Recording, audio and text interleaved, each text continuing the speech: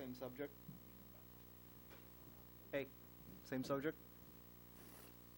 Same subject? Things that we... I'm wait for you to join us in the room. Oh, I'm sorry.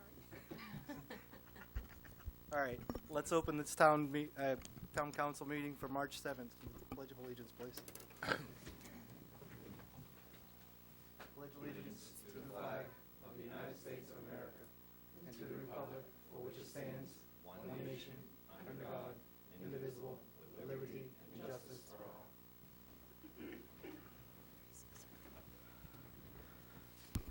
First item, Twyla, Is roll call. Counselor Albert?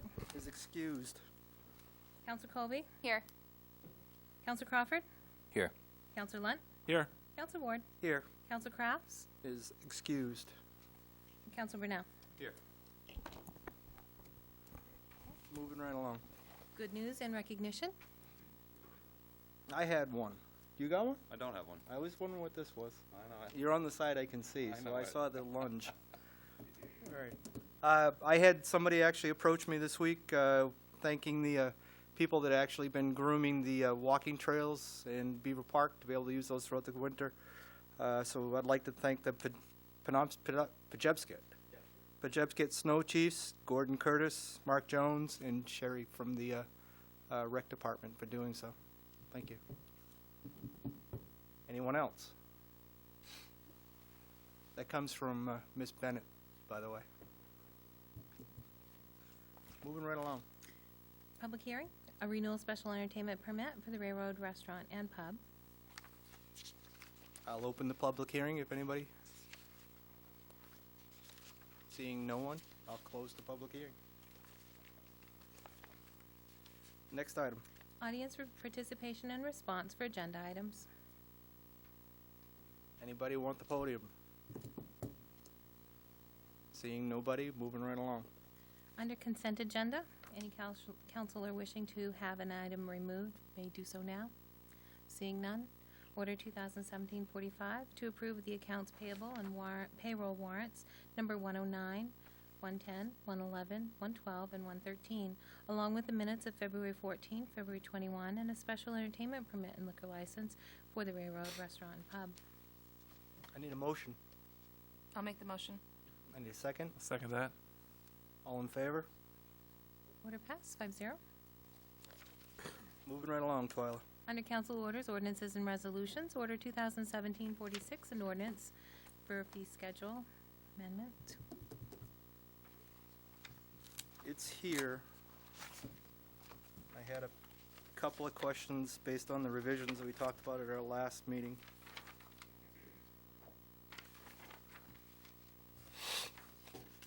Mark, can you come on up? Just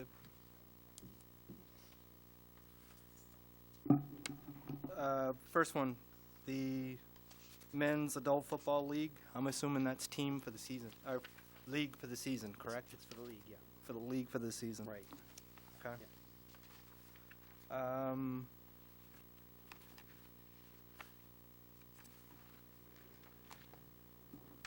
On the other activities that you added, did you have any increases that you had this year? Like the softball pitch leagues, those were all, I'm assuming what we charged last year? Those are all the same. The only ones we increased were the summer day camps Right. in response to the minimum wage increase. And that went from the 300 to the 350, and then formalizing the non-resident and the halftime. Exactly. Everything else is the same as they were last year. I believe so, yes.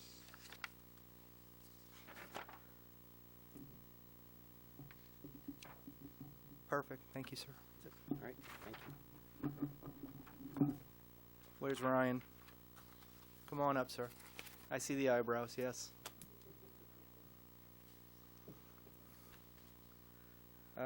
Going to, and if anybody else has anything, please jump in. The first one I had was page 12. We're looking at a fee structure for demo debris for a no permit. My question to you is if I understand the additional rate if you don't have an actual demo permit, but is there anything that the solid waste facility gets back to Dennis and the assessing department to be able to formalize what might be going on with somebody that didn't bother to take out a permit? I'm not sure that they do. I'm not sure how that works, to be honest with you. I wasn't prepared to talk about the Yeah. fee schedule. I see Dennis's shoulder behind you. I was reading, so I didn't even hear what I One of the issues, talking about demo permits or lack thereof associated with that, there's a fee structure at the solid waste facility for an additional fee for somebody that might not have a permit. Do you get information back from the solid waste if anybody's actually doing that kind of work? No, I can say they're pretty good about turning somebody around if they don't have the demo permit. The permit I issue is a no-cost permit, and then Right. it's up to the dump to charge the fee. And the based on intent what is they just to bring be able to formalize that you know everything's been done, permitted correctly. And from assessing, they get Right. that as part of my miscellaneous permits, would say what they kind of demoed, so she can make adjustments from an assessment standpoint.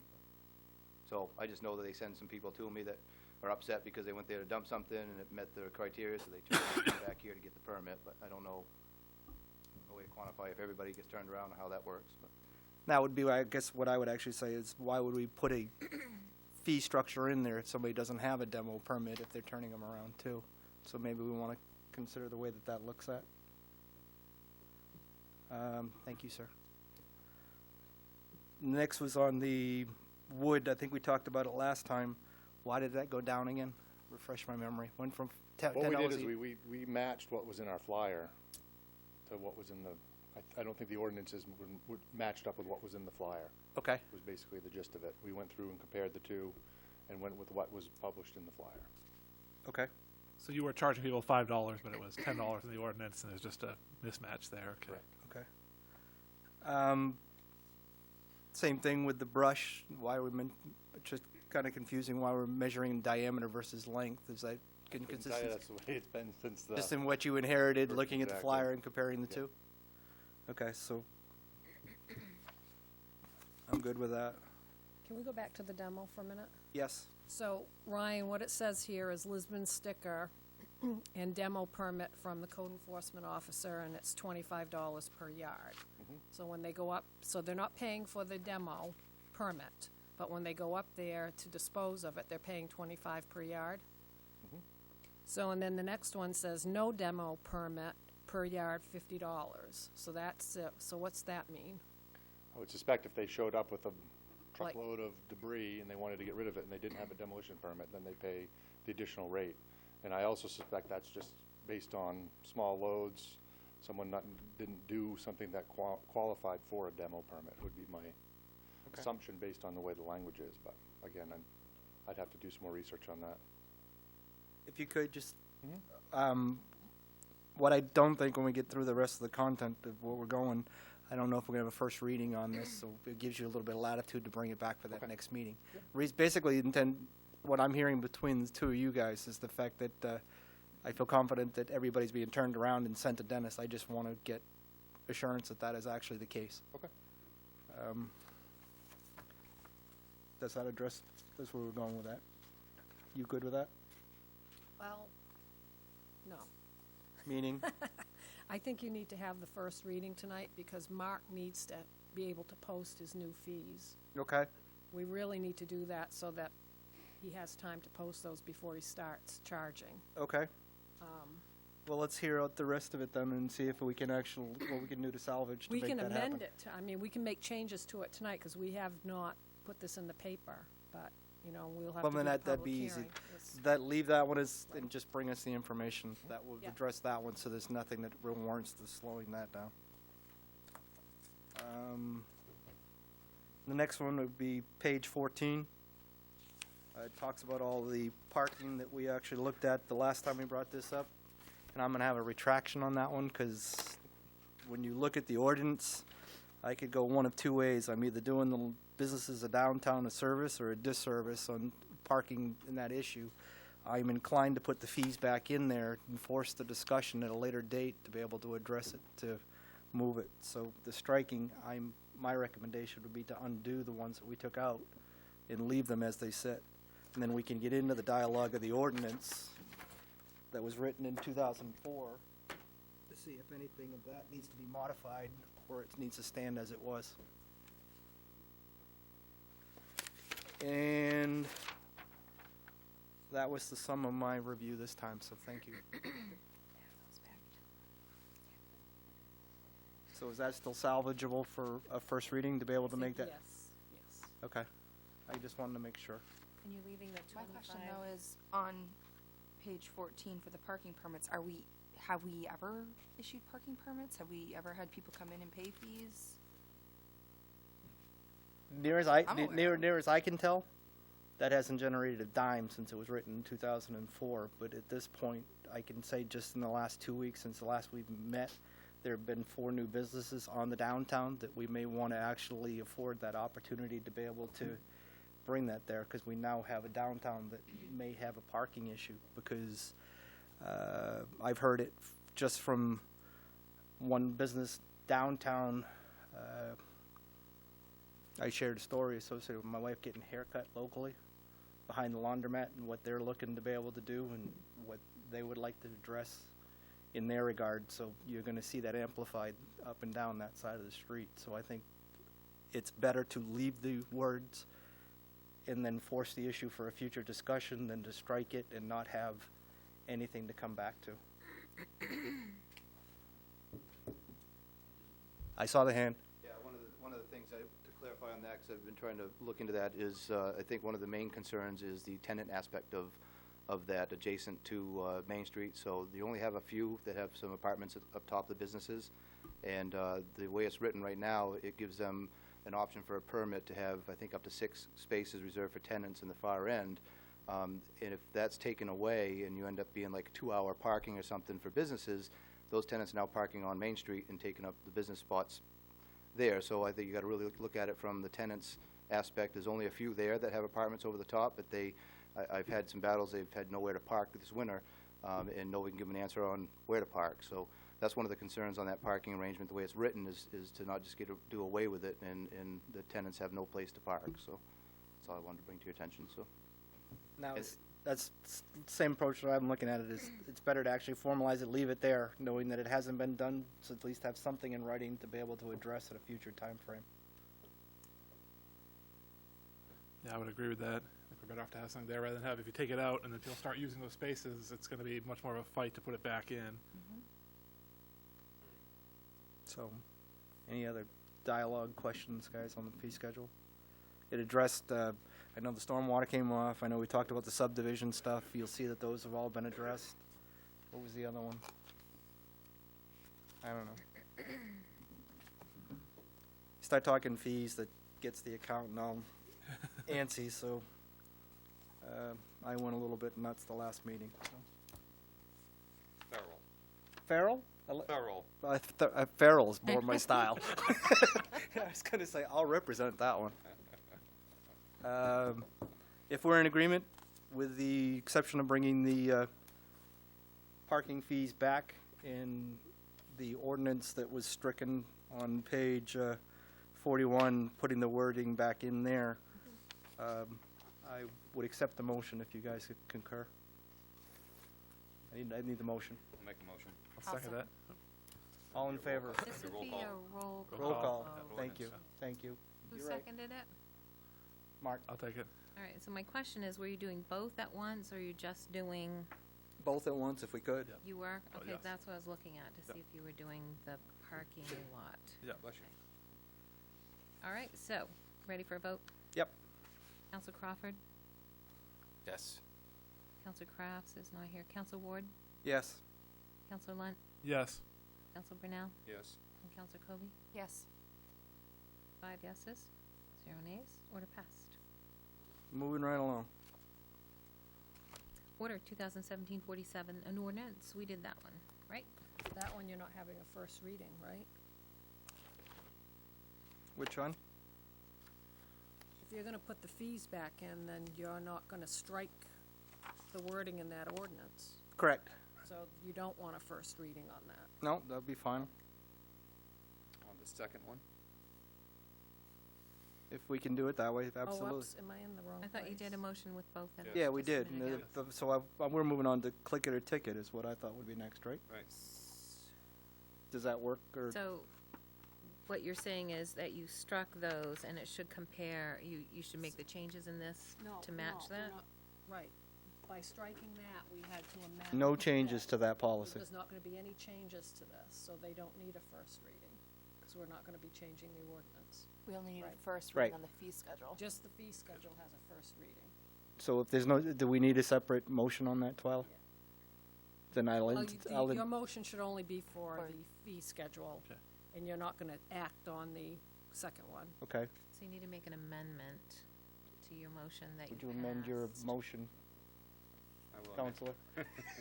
Yes. You'll amend your second? Yes, I'll amend the second. Right, okay, so, And to make no changes Correct.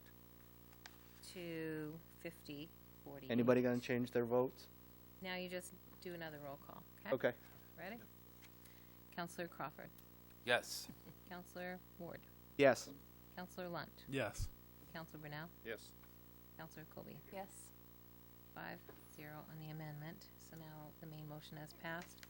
We'll take another vote. Yep, needed a motion to leave the ordinance would as it was be written. as it- 5048. Counselor Crawford, Yes. Counselor Ward, Yes. Counselor Lunt, Yes. Counselor Brunel, Yes. Counselor Colby. Yes. Beautiful. We're back up to speed. And the next item is Order 2017-48, 2017 Click It or Ticket, buckle up, no excuses, Enforcement Education Grant. Good evening, Mark Hagan, Chief of Police.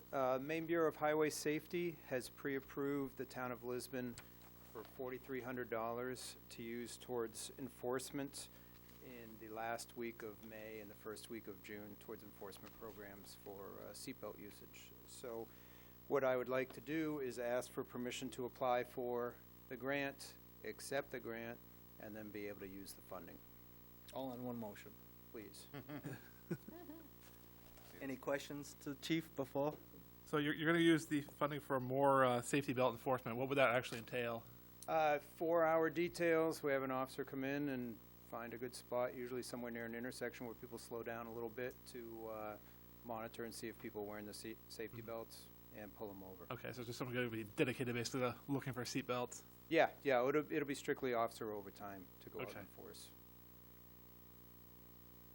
I'll make the motion. I need a sec.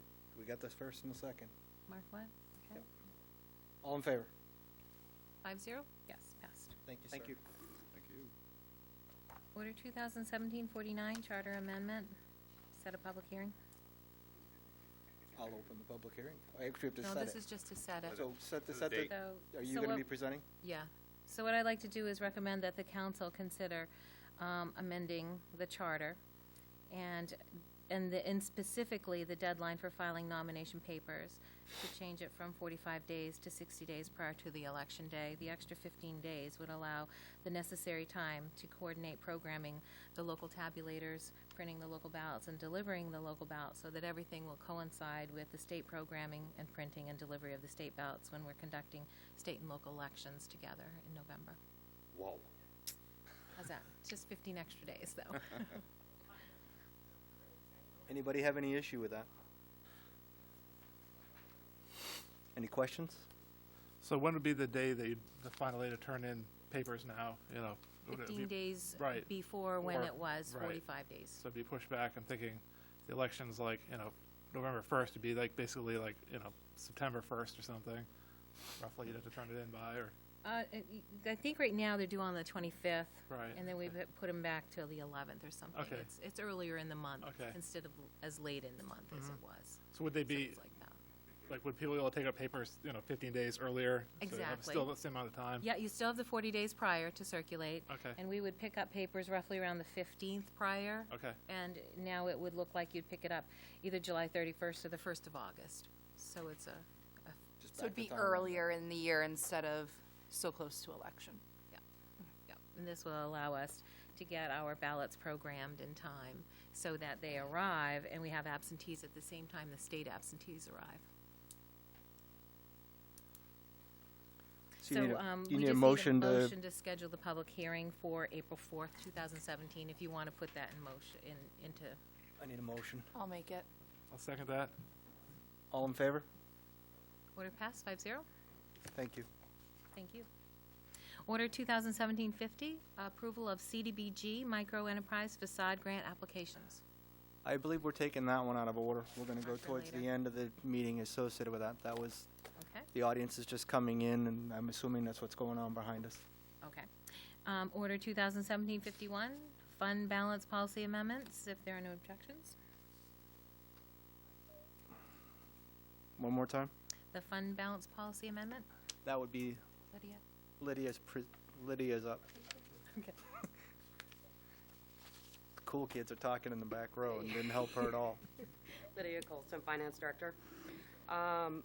We are just recommending revising the current fund balance policy to include clearer language. The way it's written now, it reads, the town's general fund budget, including the school and the town, and then it sets the fund balance at that level of 12.5%.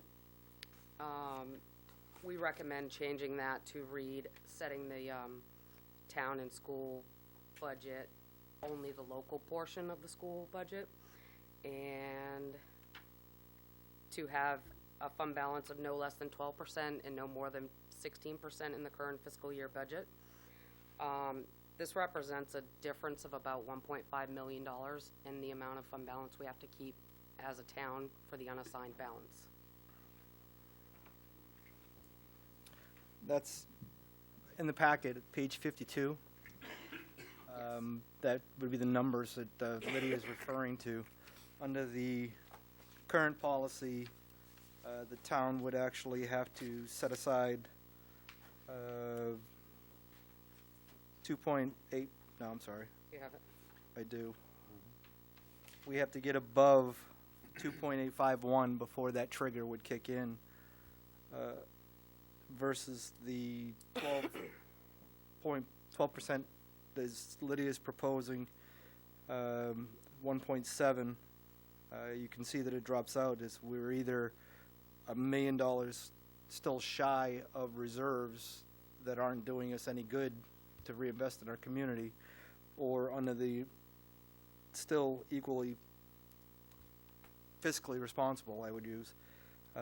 Under her proposal, we have roughly $450,000 that we're over that cap that could be put back into the community instead of actually having to look at long-term financial arrangements, if you will. Exactly.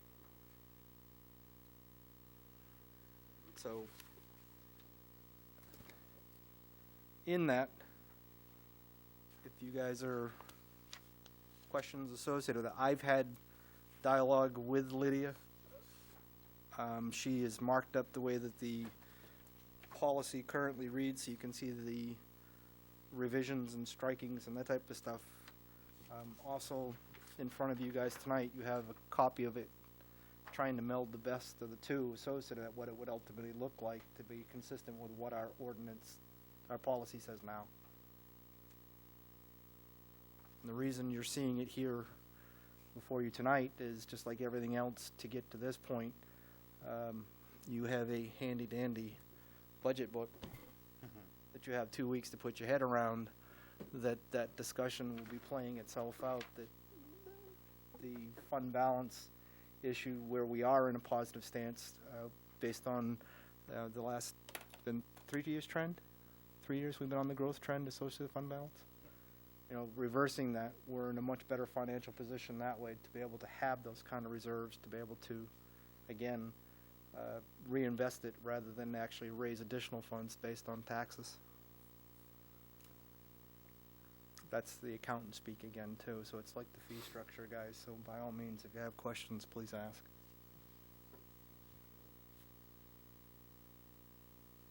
Anyone? Well, I'm just trying to figure out the difference between the two is, I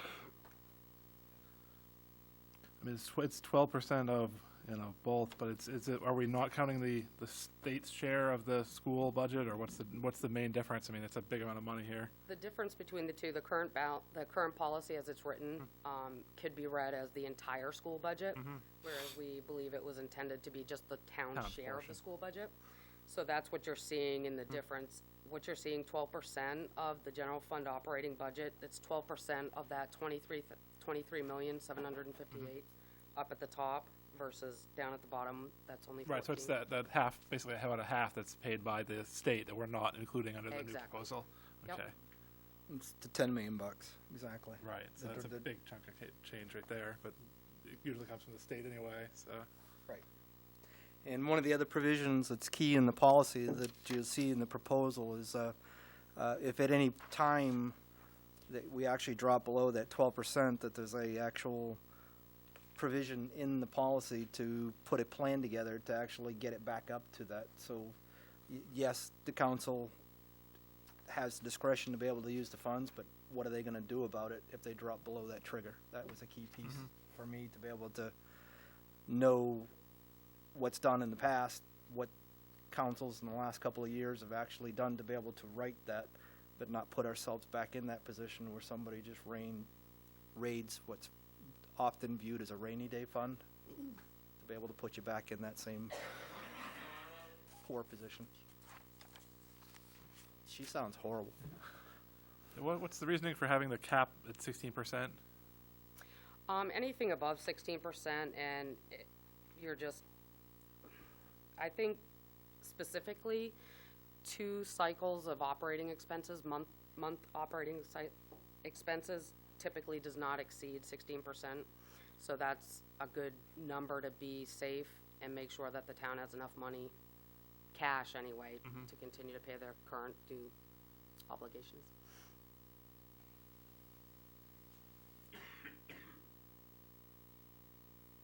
Still have a question, I can see it. No, You good? I'm good. Anybody else? I need a motion if you guys are inclined. I'll make the motion. I need a second.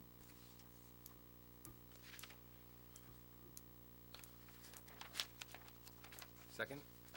Thank you, sir. All in favor? 5-0. Order passed. Thank you. Good job, Lydia. Moving right along, Twyla. Order 2017-52, Kelly Park drainage easement. The Kelly Park drainage easement, I don't have that tonight for tonight's meeting. We do have one, and it's with legal, and it does have to have a couple of amendments. Nothing major, but Scott Kelly is out of town. He's been out of town this week and last week, so we can't do anything without his approval. So I would ask that you authorize me to sign the drainage easement after legal negotiates the minor changes with the developer. I am comfortable with that if you guys are. I mean, I'd personally like to see it before we sign off on it, but it's just me.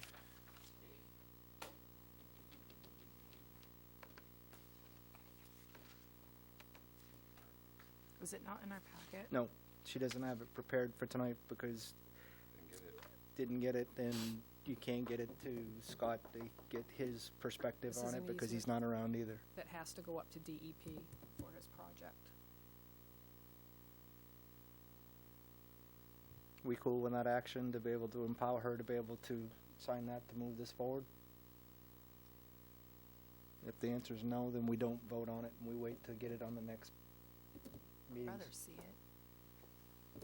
We can do that if you want to make that motion, or just Or deal you with can it next say, meeting. Don't even deal with it if you don't want. Put it on the next meeting's agenda and Move we'll, it to the next agenda. Yep. Let's do that. yep. Next item, Twyla. Order 2017-53, Davis Street Pump Station Grinder.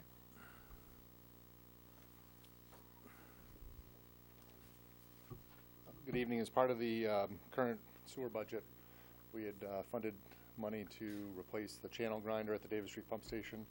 We held off on doing that until the sewer system evaluation was complete.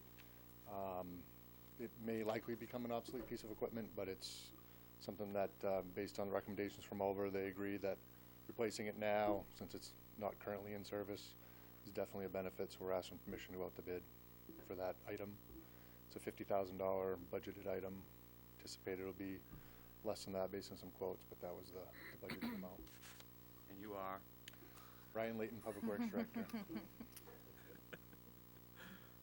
Thank you, Councilor Brunel.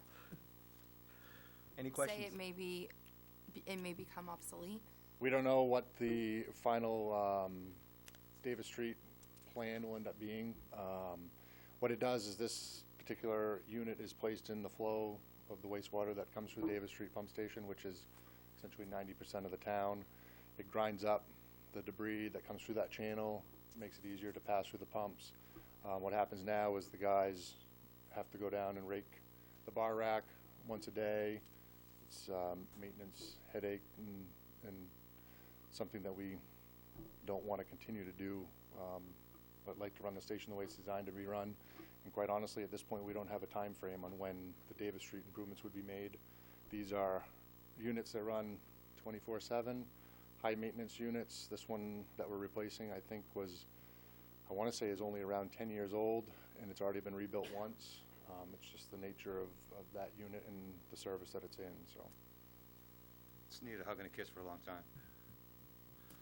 This is already Been in there and budgeted, seen the place, you so. said? Correct. In the current fiscal year. How much do we have budgeted for this, Ryan? 50,000. 50,000, okay. Any other questions, Ryan? I need a motion. I'll make the motion. I'll second that. All in favor? 5-0, you. order passed. Next item, Twyla? Order 2017-54, Kelly Park TIF discussion and setting date for workshop. At our last meeting, we empowered Diane to look at the calendar to figure out when it would actually be appropriate to be able to put it back on the Tuesday schedule like we talked about. That puts it out into May timeframe, and she has since heard back from Scott that he would like to see that actually a little bit sooner than later to get an idea on what the pulse of the council was, to at least have that dialogue. So You would like to have that in March, if possible. So that brings us to here. One of the other things that was actually in that communication, if you will, that had him a little concerned was if there's going to be any discussion associated with change in the percentages and that kind of whatnot. Also had him a little leery. So that'd be full disclosure. So what's the wish of the council associated with that? If we can find a day when we can all be here, I think, I'd certainly be willing to accommodate him if we can work out a night when we can all meet. You can only meet Tuesdays, if that's the only date that all of you can get together. I would suggest maybe start at 6 o'clock before a council meeting. That work? I need to hear somebody. Or we can rearrange our budget schedule a little bit and have him come in before a budget workshop. I don't know. I think the council, if I'm seeing enough nods up here, that everybody would be agreeable to trying to do a 6 o'clock if we could do it. I can do Tuesdays at 6. So let's not put it in the immediate, but look at the There's 3 Twen- Tuesdays left. 21st. 21st or the 28th and see if either one of those are an option for him for 6 o'clock. Yep. And regarding the other piece of it, I guess I'd like to just kind of straw poll folks here. I am not of the mindset of actually revisiting a split associated with that, because we have an agreement that's in play that's already got a 60-40 split that's gotten us to this point to be able to be entertained on a proposal, but that's my opinion. I'd like to get a pulse here to at least see where you guys are at on that discussion so we could relay that information to Mr. Kelly as well. Anybody 60-40 still? For me, what I look at this is the fact that we have an opportunity to be able to, and like other TIFs that have actually been written in this community, being able to invest in something physically to benefit that side of town, to be able to earmark it and figure out what that is in the future, knowing that what we have to do on the other side is figure out what that means to the economic development budget, just like any other budget. But we have something physically that can be standing in the community to be able to point to that investment. That's what's got my attention associated to this, or I'm prepared to let it fly the way it was stated, because at least in my conscience, we would have 40% going to taxes raised, knowing that it's an unsheltered investment. Those are the alternatives. But what are you guys thinking? How specific does it need to be where that's going to be going? You gave us a list. I saw the list. Tracy Stuber, Economic and Community Development Director. It has to be very specific, is because not only do you have to have it go with the citations, that's why I gave you a copy of everything, it also has to have a dollar amount. In order for approval at the state, it must have all of those details, detail to detail. Thank you. But in your question, one of the things that they'll be prepared for by that meeting workshop is an outline of what our alternatives would look like to be able to have that discussion. What could we do to this to be able to have that dialogue? Correct? Correct. Thank you. Yeah, I'd like to hear also from the planning board and the Lisbon Development Committee, because I think both those groups probably could give us some other ideas and, opinion beyond ourselves and the developers, to give us some ideas of what else could be done and what would be beneficial to the community. Don, I know you wanted to speak at the beginning. Do you want to? I was coming back around to you, sir. Apologize, I was doing doing other things Roll during it. the middle of this. Roll. I just wanted to briefly update what I said last time, and although my calculations and what I used to get the information that I did get are very correct and still are correct. However, after looking at it further, I don't think my calculations went far enough. So what I said was that originally I said the 60-40 split was going to cost us money, and that's true, except if you take it if you take it in isolation. In other words, that assumes that there's no other benefit from the thing. There's no excise taxes or any of that stuff raised, and that's not likely to be the case. So what I would share is that basically I did a spreadsheet. I put the spreadsheet out there, and I was very conservative in how the houses would be built, and I said only 3.3 a year. I was conservative on the occupancy of the building of 1.3 people and 1.3 cars and all those kinds of things. I used very conservative figures.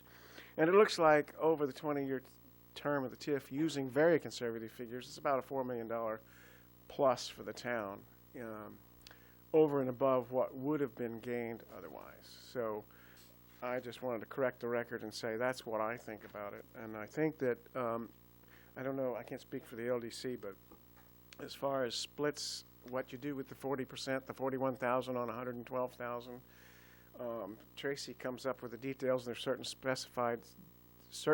specific things that you can do with it that benefit the community. And I think it's very promising and possible that you could do something that the community can see over on this side of town, and that's where I believe it should be. That's my audience participation comment from before. So I remembered you said you wanted to actually do that, so I wanted to give you the opportunity. Anybody else want to speak to that? So what I would say in that meeting is there would be a public portion to be able to hear from the planning board and the LDC, Mark. That's the way I would be for that. Sure.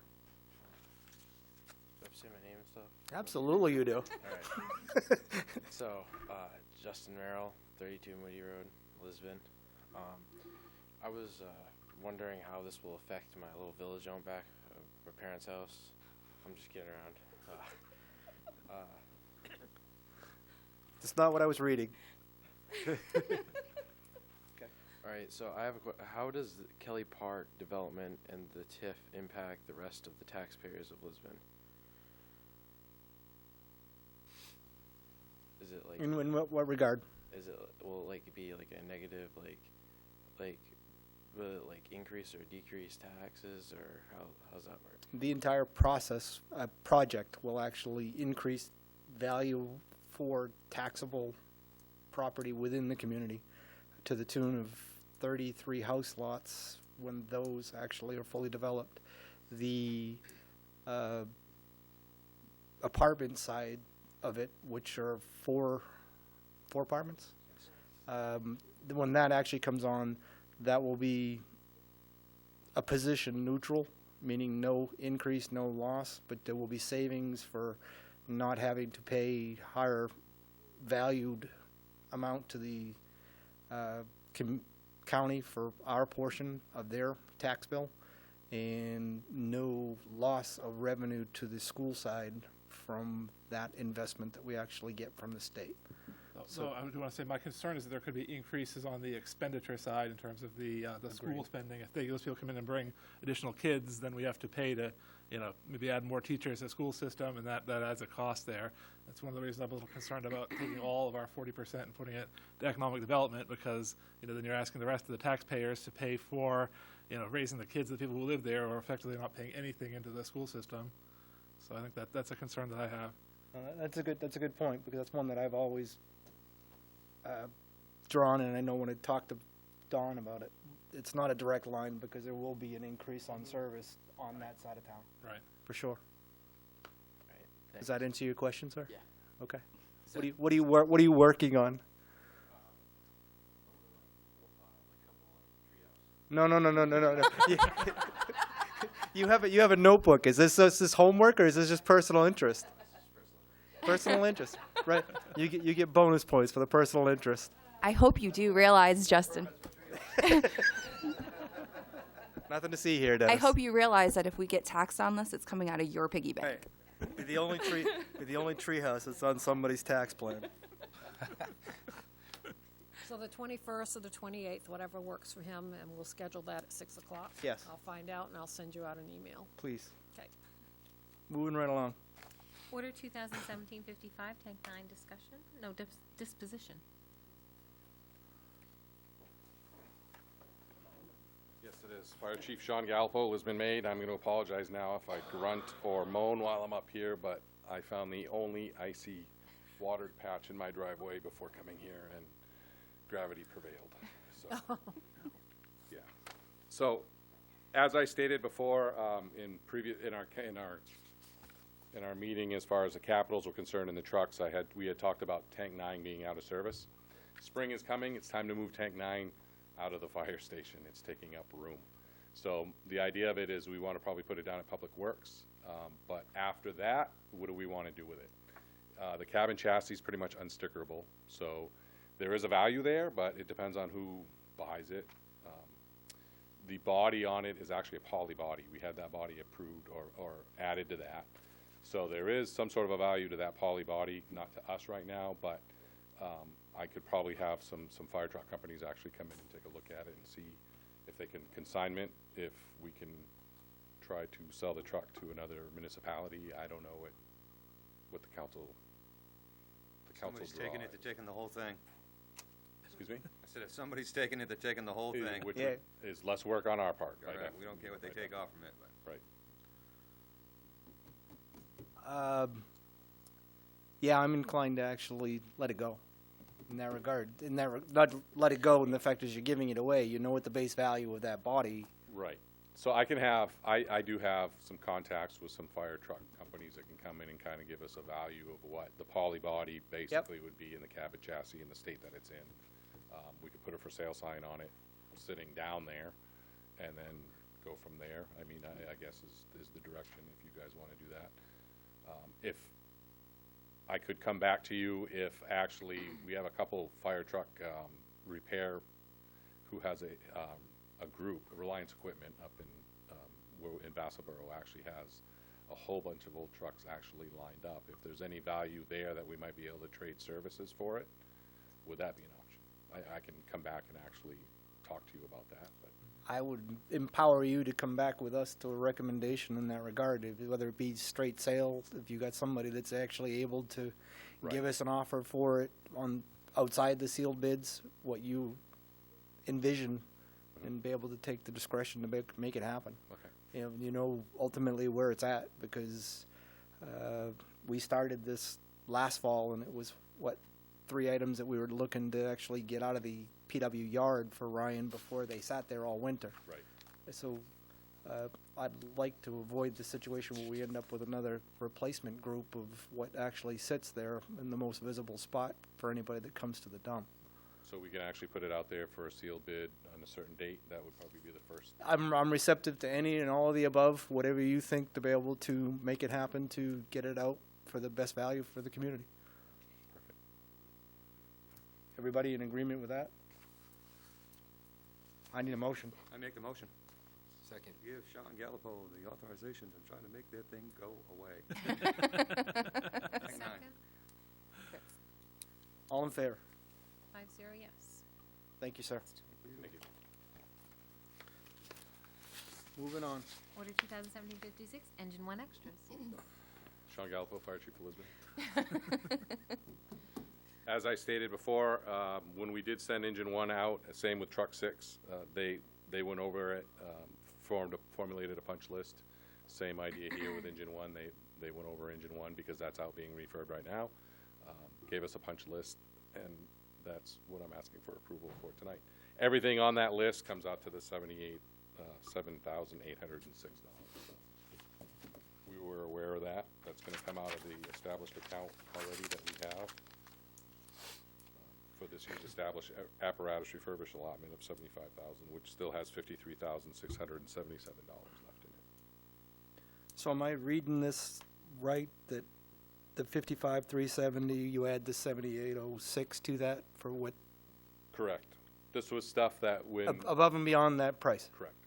Okay, so you're coming to us to authorize the 63,000 or whatever and change, No, just you've already approved the to 55,370. go to that additional, yes. Yes. Make the motion. I'll second that. Thank you, Counselor, for saving me. All in favor? Order Thank you. passed 5-0. Thank you, Sean. Moving on. Order 2017-57, tax acquired property sale. So you have the list in front of you. We have two pieces. One is just. Page 6. Page 6. And one is a very, very small piece of land that would only be worth something to just the one abutter. But it still should go through a bid process, and I'll contact the abutter and see if he wants to put a bid in on it. The second one is a house. We have not been able to locate the heir, but Alan told me tonight he saw it up there for sale on a website, so I'm going to research that.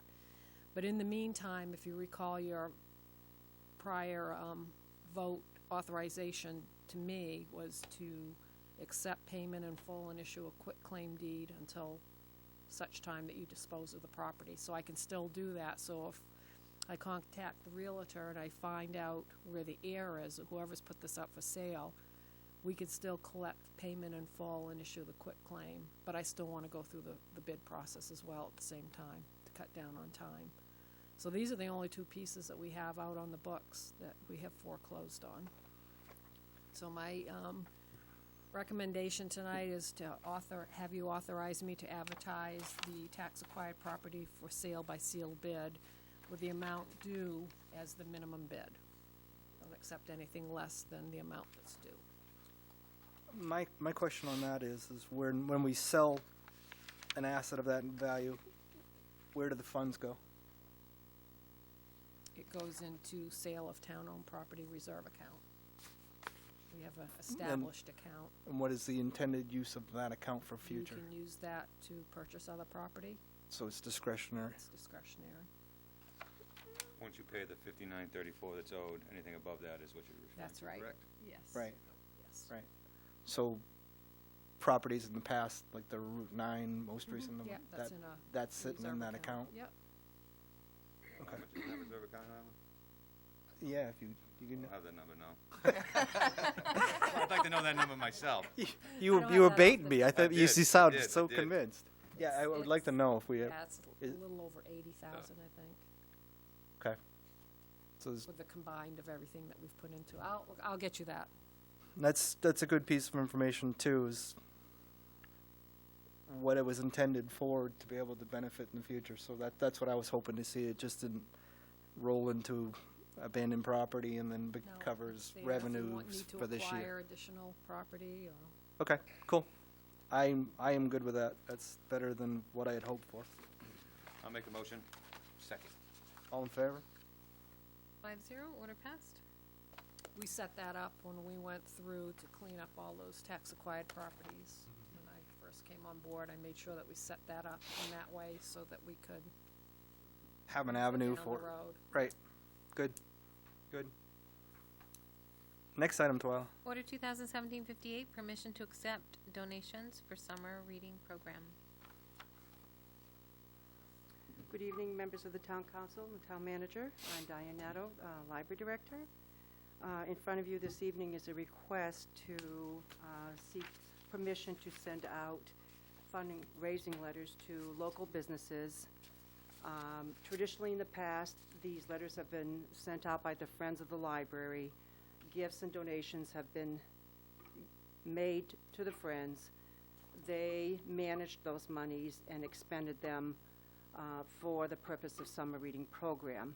However, it's unfortunate the Friends are not in a position to do fundraising at this time. It's always been successful. Local businesses are very generous here in Lisbon. They support not only the sports teams and activities, but the library. We traditionally make between 600 to 800. Bill reminded me that we made 1,000 last year. The Friends did, a new donor. So it would be a shame not to be able to tweak the letter to ask these wonderful companies to make the donation to the town of Lisbon for library summer reading program exclusively to be expended that way. And we would set up either a fund or would be used that way under the direction of the town manager.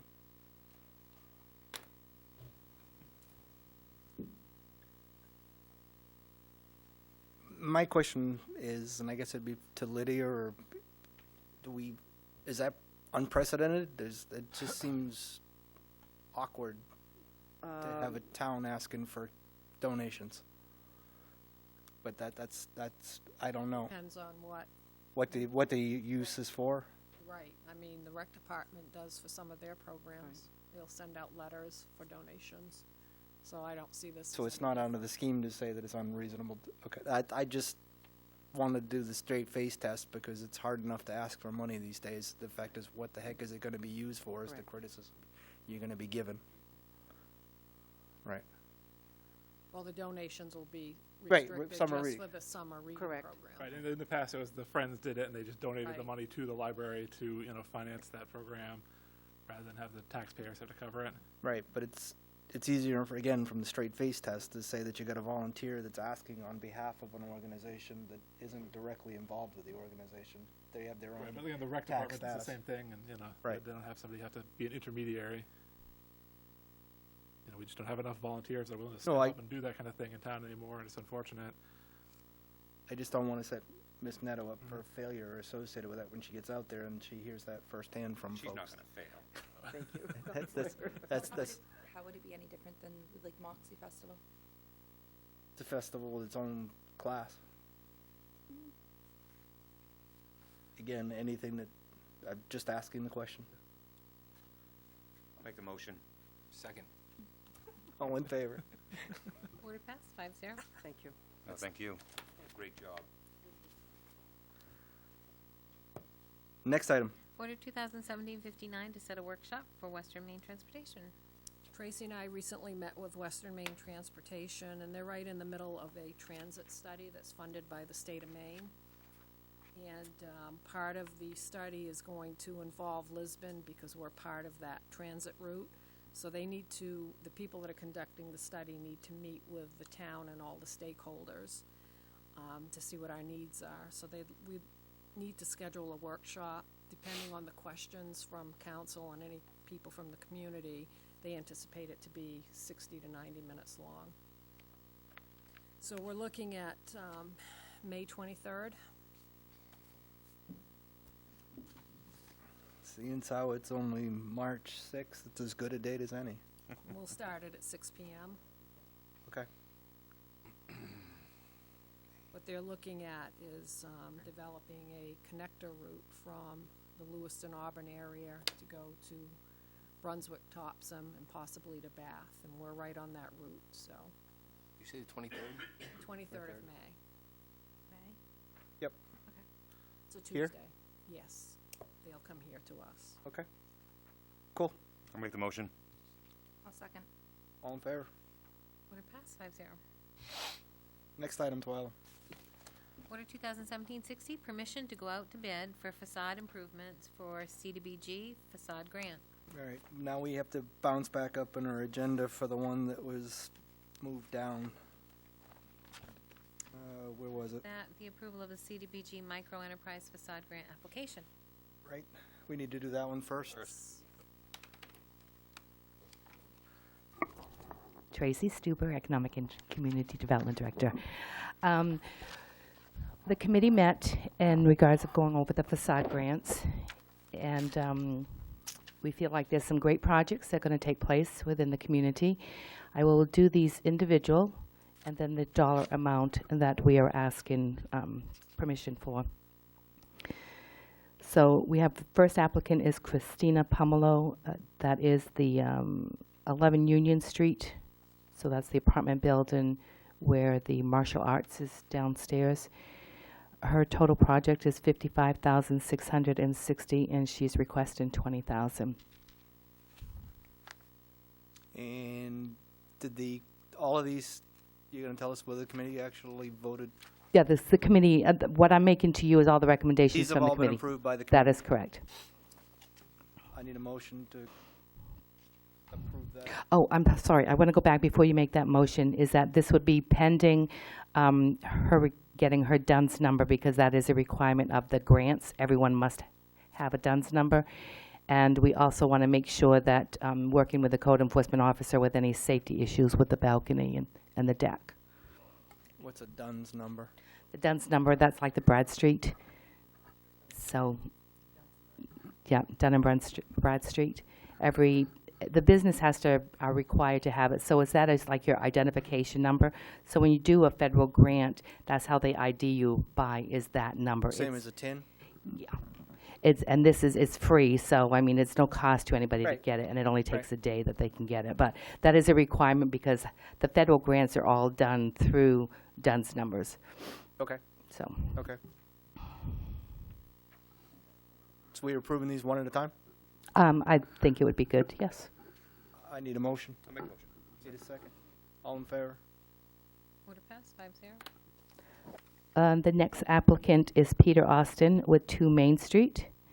The total project there will be $70,725, and they are he's requesting a $20,000 grant. And again, this will be based on pending a DUNS number. Again, I need a motion. I'll make the motion. I need a second. All in favor? Order passed, 5-0. The next applicant is Tracy Austin for 4 Main Street. The total project is $56,250. The grant request is $20,000. Again, this would be pending a DUNS number. I need a motion. I'll make the motion. Second. All in favor? Order passed, 5-0. The next applicant is Michael Colster with 5 Main Street. The total project is $10,510.98. He got right down to the penny on his estimate. And the grant award would be $5,255.49. And again, pending a DUNS number. Okay. Again, I need a motion. Make the motion. Second. All in favor? Order passed, 5-0. There are also 2 other applicants that the committee did not vote on, is because there was information that was missing, so they were unable to take a vote based upon that. Again, these all fit within the guidelines approved by CDBG office up at the state, and everything will be pending, again, what they have, the DUNS number as well as the historic preservation. So get the missing criteria, and we'll be seeing those at a later date? That is correct. The work that they're going to do, the projects will definitely fall within our guidelines. It's just the criteria, some of the pieces that are missing. Regarding the other item that we have to vote on for the go out to bids, Yes. Can we cover the scope at least, to be able to at least have that? Well, within the scope, I mean, it's a long list. I mean, you're talking roof replacement, you're talking siding, you're talking painting, you're talking, doors, windows. I mean, there's a variety based upon each of the projects, and they would have to be listed as that. One other step to this regarding the bid process, everything of these projects will go out to bid, and we will get the bids, and of course, being federal dollars, it would be the lowest bidder. Right. That will get awarded the bid.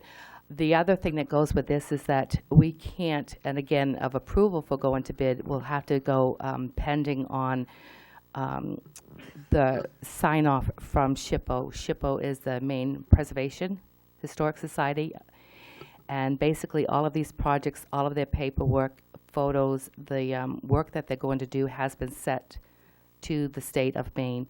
And the Historic Preservation will review each of these projects and see if any of them fall within the guidelines of historic, and they may make some adjustments to the project that they may want, like a specific type of window or whatever, based on the historical factor of it. The idea of the grants is really to get the buildings to look as they were, and keep the historic factors of the building. So I would not be able to go to bid until we get that. So I just want to be aware of that. That's why I was asking. So it's, again, we'll see a second motion at that date to go out to bids for the additional projects. Well, I'd like to be able to have permission to go to bid as soon as we get clearance from the Historic Society, the Maine Historic Preservation. Correct. What I'm saying to you is the future projects that we didn't hear for the two that may be coming at a later date, those will be another bid process at that point. That is correct. Okay. So any other questions on that subject? I need a motion to go out to bids for the facade improvements. I make the motion. Need a second? I'll second that. All in favor? Would have passed 5-0. Thank you. And again, this is based upon the historic preservation. Right. And the DUNS number that And the DUNS number, yes. Thank you, Tracy. Tracy, you can stay if you want to talk about the wellness grant. That's the next one on the agenda. As I'm sitting here choking, and that's asthma, by the way, so I don't have a cold. That's from vacation. The wellness, and I haven't really seen the report or whatever in front.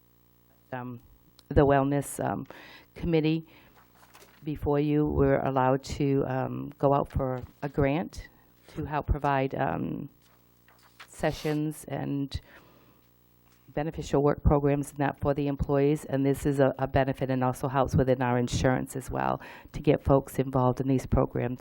We offer lunch and learn programs. It can be little incentive type gifts just to encourage the employees to stay healthy so they're not missing time and it doesn't affect the insurance. And by the employees participating in the health trust, it also helps with our rate. So it's important for the employees to be part of that program.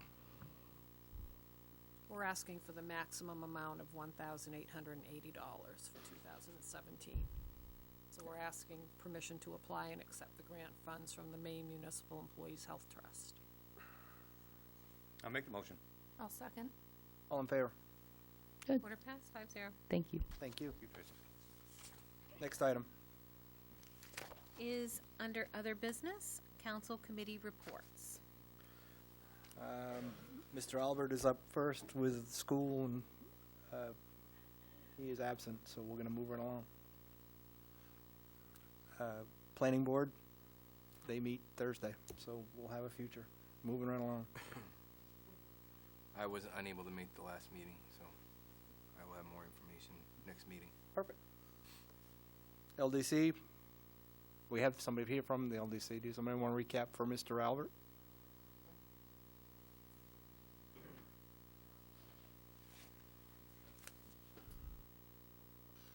Brian LaRochelle, Lisbon Falls. Our last meeting was very productive. We actually fulfilled the requirements of the committee setting positions and term limits on as far as for the members.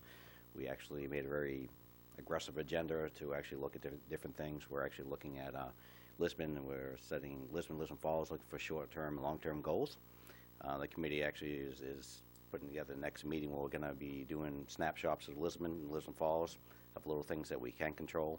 And it may sound silly, but simple things as like an old bus sign that was there for 10 years and you can't read it anymore. Things that when you drive through town, people say, oh my God, this looks old. We want to try to pick the things that we have control of today that we can say, let's put a new sign up and make it look better. Lamp posts, in Lisbon Falls. So there's a lot of little things that we're looking at. So we're looking at two different fronts. As short term, what can we do tomorrow and ask somebody to fix something to make it look better so when people drive by that really doesn't cost us anything. And then the other alternative is to look at long term with our potential income or to the town as far as for our downtown TIFs and from potentially other TIFs coming into town. How can those long-term plan be that we can benefit from the town and not just see something happening today, but kind of actually make that money and invest it so down the road we can get some investments on both sides of town. So, you know, we do realize that as a municipality, people are actually doing a lot of work every day, and hopefully as a group we can actually try to work and come to the council with recommendations on how we can make some good investments in town so people can see things happening every year. It's amazing how things happen when people see other things happening. I think this facade program is going to be good when you start seeing things happening. If you see a building that's actually run down next to you, you don't feel so bad about leaving yours that way because it at least looks better than the one next to you. But when the one next to you gets to look really good, then it really kind of drives you to make your building looks better. So Main Street downtown is actually, in Lisbon Falls, is going to look pretty happening this next year. A lot of new exciting things going on. And hopefully we can work with you on that new TIF to make the Village Street maybe kind of shine the same way. So again, it's all about planning and you know, we don't, unfortunately, as a community, I don't think we really sat down and made some really long-term plans. And pretty exciting when Alan was asking about the money tonight as far as for the buildings that we sell, whether it was Route 9. I think that some of that should be planned, so it's not just out of the blue that we determine to spend it or not. I think there ought to be some goals and requirements, and there's a lot of things we can do, and hopefully we get some community people and people that serve on, you know, different functions of town to try to make a long-term plan. So when something comes up, we can make it happen. So again, the group's happening. If anybody is interested in our meetings, we actually picked a date. It's the third Thursday. Just wanted to make sure it was. But we're going to put it on the site. We're going to be doing minutes, and we'll make sure that everybody knows what's going on. We have a couple different ways we're going to do it. And when Norm comes in, hopefully he can kind of describe what we're doing and try to promote it that way. But we're just trying to do good things, and we're hopefully going to be able to come to council with some recommendations, and you folks can actually make what's best for the town and make it happen. Thank you. Thank you, sir. Thank you, Brian. Conservation. Again, I haven't had a chance to get to the meeting. I need to arrange that with Mr. Stevens. Okay. Recreation. Nothing to report. County budget, nothing. That'll kick up again in fall. Library. Well, we already, I think, dealt with the main issue tonight of Okay. The fundraising for the summer reading program. It looks like they had a good program last year, and hopefully they'll be able to, you know, raise some money and do a good program this year. It brings in some nice events for kids that, you know, might not be able to see these, you know, animals and stuff they bring in, and, you know, different acts and, you know, a lot of exciting things that get the kids involved there. Thank you, sir. Next item, Twyla. Town Manager's report. Just a reminder, we'll be sending out an agenda Thursday, but the school budget presentation is next Tuesday night at 7 o'clock.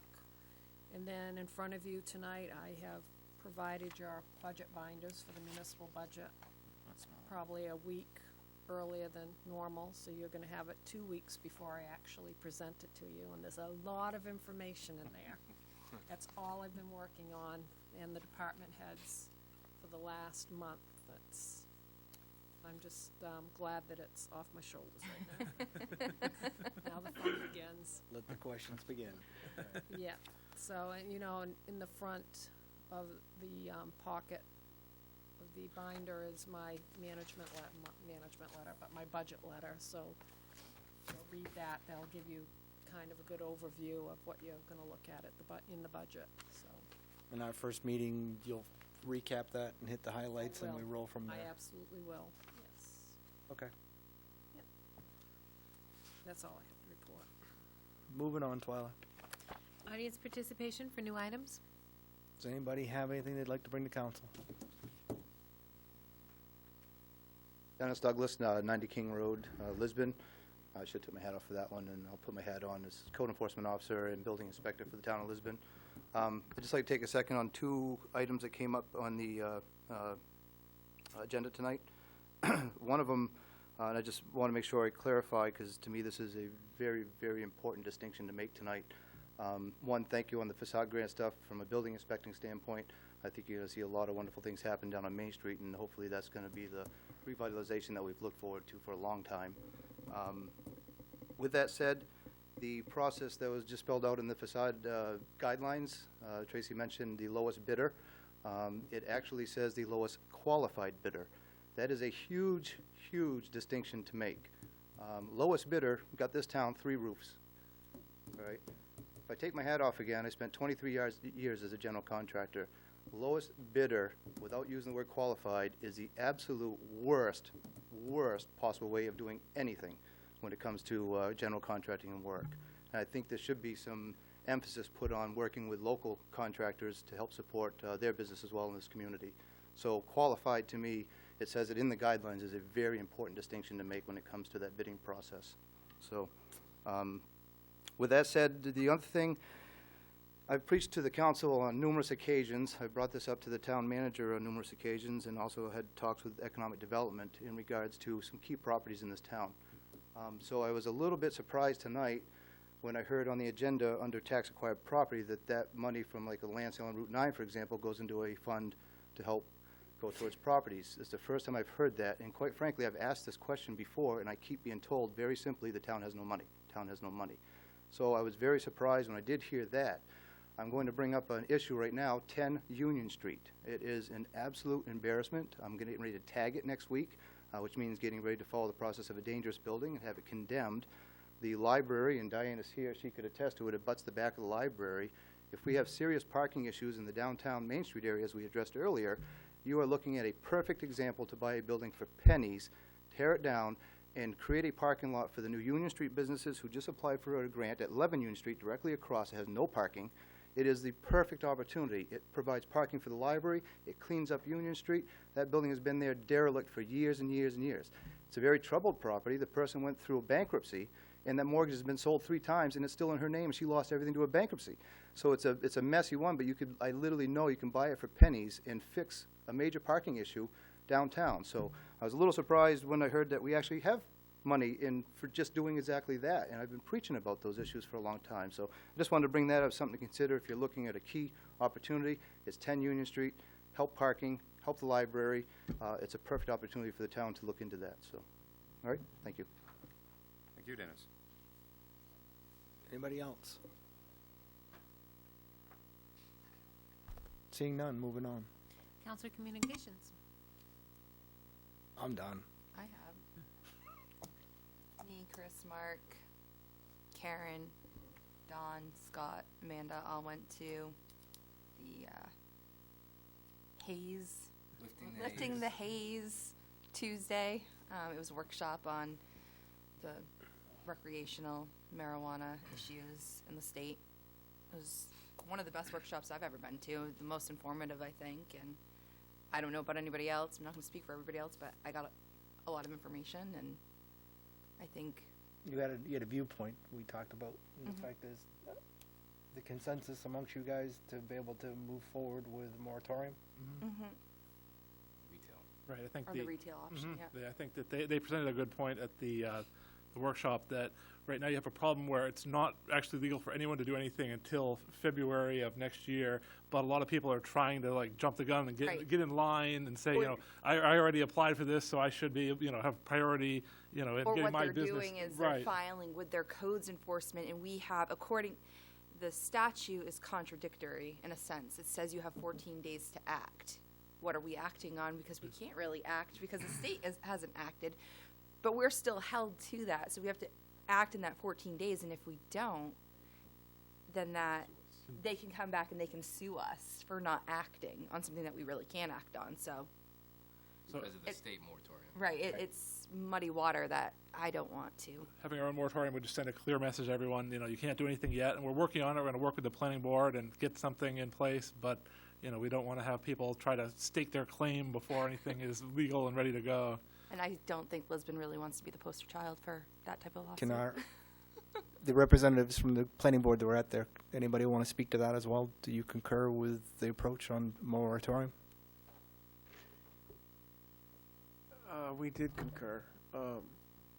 Karen, Scott, By all means, you guys can come to the podium. The fact is, we're in a rare opportunity where it's one communication, so. one of the Okay. one of the things that was really pushed on is just what you said, that despite what the ordinance says, the law says right now, people still have a tendency to line up. It's legal, so I want to start my business. I want to start selling right now. And I think Dennis may have had already some people showing that he's had to say, no, this doesn't really apply. So they made the point that it makes every bit of sense in the world to do that, especially because it can be renewed, and it can be renewed more than once, because if you're making progress towards the goal, and if you're still waiting for something to be solved, and I think that's what we all heard. And it's, the moratorium is good for 180 days. Right. If the state still hasn't figured out what they're doing, we can extend the moratorium again for 180 days. If then it still hasn't been resolved, we can extend again, and we can keep on extending until the Or state. you can, I believe you can extend for less than 180 days if you want to. It would be nice to have this, it seems to me, it would be nice to have the state go into effect and say, okay, now these are the rules, and we still have some days left on our moratorium so we can get it together. But that was kind of what That way we can come up with something that works for the town, too. Right. Did they give you guys sample language? We don't think it all belongs to the planning board. Sample language. Yes, yes, there is sample language available. So you could provide that to Diane, because On a side note, they did serve brownies. Yes, they did. great. Anybody have one? Great. I saw the hand. Well, I think Don answered the question, but I'll just to make sure, I've heard two different conflicting reports. One that you can only extend the 6 months one time, and then others that you can continue. So just making sure, because I've heard it both ways, and I didn't know what was actually factual, so it is. Yeah, they told More us than we could once. extend it as many times as Right. we need to. That was my only concern, is looking at the timing of that, so that's all I had. So is the consensus amongst all attendees that put that on for the next agenda? Could you do that for us? And get the language for the packet, and we'll know what we're voting on to go from there. Perfect, thank you. That's just retail. I just want to Yeah, reiterate that. it doesn't apply to medical. Right, or personal Has use. anybody Right. approached you yet about that? Yeah, well, we better get on it. So that's a yes? What you have to understand is if you do some research and look at the communities that have already put moratoriums in place, between us and Sabatis, we're a shining beacon right now that hasn't. So you know where the focus is gonna be if we don't. So that's something to consider there. Okay, so that'll be on next meeting's agenda. Next item. Before we go on, Oh, sorry, sorry. I want to agree with the point that Dennis brought earlier about 10 Union Street. I've been banging the drum on that building for a long time. I believe Fern remembers on one of our trips back in January there, I brought that same issue up probably about 5 or 6 years ago, and I think we really do need to get that cleaned up. That would be a big benefit to that downtown area. I think if we could buy that. Wasn't there another building just right next door to it that was torn down? Yes. 6, 7 years ago? I can't remember when it was, but. That's the garden now, but. Yeah, yeah. Again, if there's already money in the account for that purpose, I really would ask council to really look at that one right there. I agree. I'd like to see, what we could get that for a price, and, if we have money there, I think it makes sense to do it. You must have some sort of idea, pennies on the dollar. I don't, because, like I say, that mortgage has been sold to 3 different companies, essentially illegally. The person still gets the bills. I haven't looked at who's paying the taxes on it now, who currently is, but it's a mess. But it's gonna get tagged as a dangerous building, which is gonna force an issue. If they don't make repairs, then the town can step in, demolish the building, and put a lien on the property for the cost of the demolition. And I'm ready to tag the person next week, because it's been well overdue. Sounds like you're already on it, Dennis. Sounds like that would help our process. Yeah, it probably will, so Any information you can get about it, we'd be, love to hear. Beautiful, moving on. There are no appointments. There's no executive session. It would be order 2017-62 Make the motion. to adjourn. I'll second. 5-0, passed. 8:22. Thank you all.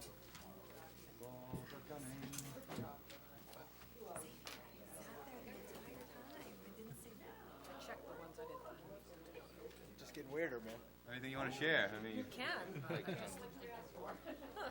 this one. You want to go to all of them. I just think it. Yeah, I mean. State election. This one. March 22nd is